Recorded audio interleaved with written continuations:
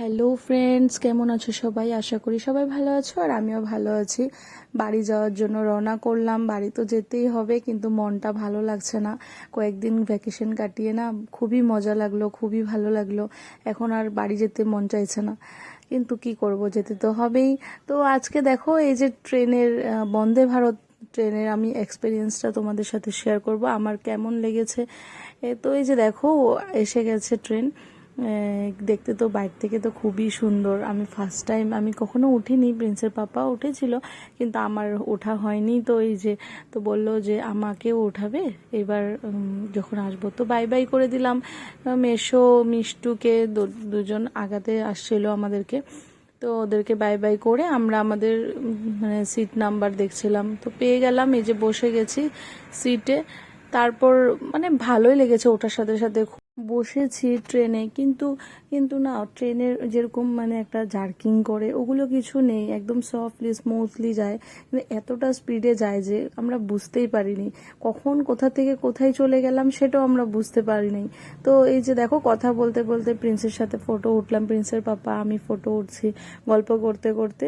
চাও এসে গেছে, তো চা, এই যে দেখো চা বানাচ্ছি, সব কিছু থাকেই রেডি, খালি জলটা দেয়, গরম জল, ওটার সাথে মিলাতে হয়। তো এই যে চাটা বানালাম, এত সুন্দর বাইরে ভিউ, একদম হালকা ভাবে যাচ্ছে, মনে হচ্ছে না যে খুব একটা স্পিডে যাচ্ছে ট্রেনটা। আর এদিকে খোলা আকাশের মাঝখানে মনে হচ্ছে ওয়াও, পুরা একদম ভিউ দেখা যাচ্ছে সাইডে। আর এদিকে আমি কফি বানাচ্ছি, কি মজা লাগছে। উফ, খোলা আকাশ, এদিকে চা হাতে, মানে খুবই ভালো এক্সপিরিয়েন্স মানে আমার বন্দে ভারত থেকে। খুবই ভালো লেগেছে। তো এদিকে দেখো, একটু পরেই আবার কফিটা দিয়ে গেল মাত্র, তারপরেই আবার ব্রেকফাস্ট নিয়ে এসে গেল। মানে বেশি টাইম লাগাই নেই, সাথে সাথে কফি দিল, তারপরেই আবার ব্রেকফাস্ট। তো এই যে ব্রেকফাস্টটা রেডি করছি, আমার একদমই খাওয়ার ইচ্ছা ছিল না, আমি এত সকাল সকাল খেতে পারিও না।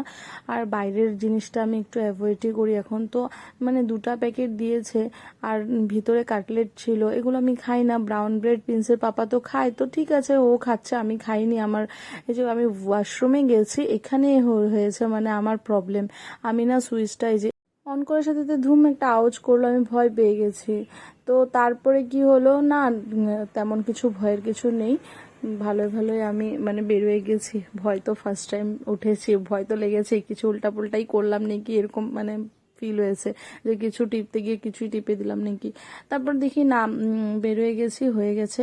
তারপরে এই দেখো না, এই ভিউটা মানে এত সুন্দর, এত সুন্দর লেগেছে।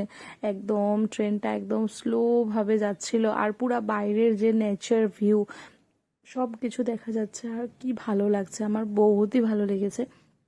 হ্যাঁ, কিন্তু একটা জিনিস আমার ভালো লাগেনি, ওদের না ক্লিনিং মানে ক্লিন করে তো কি করে, গ্লাস গ্লাসগুলো থাকেই, ওদের টাইমে ওরা আসে।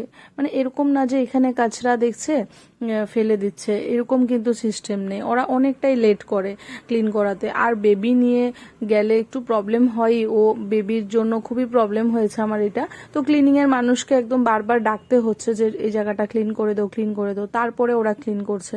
এইটার জন্য কিন্তু আমি রেট যদি দিতে হয়, রেটিংটা কিন্তু আমি 1 স্টারই দিব, কারণ আমার একদমই ভালো লাগেনি। একটু পরিষ্কার পরিচ্ছন্নভাবে মানে গেলে, তা বসলে ভালো লাগে না, এত লেতরা কাছড়া সামনে থাকলে ভালো লাগে না। তো যাই হোক, এত কথা বলতে বলতে এই দেখো, আমরা এখন সরাইঘাট ব্রিজ গল্প করতে করতে কি করে যে কোথা থেকে কোথায় পৌঁছে গেলাম আমরা কিন্তু টেরই পাই নাই, সত্যি কথা। একদম আস্তে আস্তে ভাবছি এত জলদি কি করে, আর ট্রেন তো অনেকটাই আস্তে স্লোলি স্লোলি ভাবে যাচ্ছিল। তো বসলে ফিল হয় না সেটা, কিন্তু মানে কত কিলোমিটার থেকে কত কিলোমিটার, আমার প্রিন্সের পাপা কিন্তু সব হিসাব রাখছিল, আমাকে বলছে আমি এখান পর্যন্ত এসে গেছি, ওখান পর্যন্ত। তো এই যে দেখো, এখন আমরা স্টেশনে কিন্তু পৌঁছেই গেছি, এখন আমাদের নামার সময় হয়ে গেছে। আমি হ্যাঁ, নামবো এখন আমি, মানে পৌঁছেই গেলাম এরকম লাগছে আমার কাছে। তো যাই হোক, এখন বাড়ি তো যেতেই হবে। তো এই যে আমরা গুয়াহাটি স্টেশনে নেমে গেছি, ভেবেছিলাম কামাখ্যা স্টেশনে নামবো, তো আমার বাপের বাড়ি ওখানে, তো নামা হয়নি কিছু কারণে। এদিকে নেমে উবের বুক করেছিল প্রিন্সের পাপা, এই যে গাড়িও এসে গেছে, আমরা এখন বাড়ি যাচ্ছি, রেস্ট করব। তোমরাও ভালো থেকো, টাটা, বাই বাই।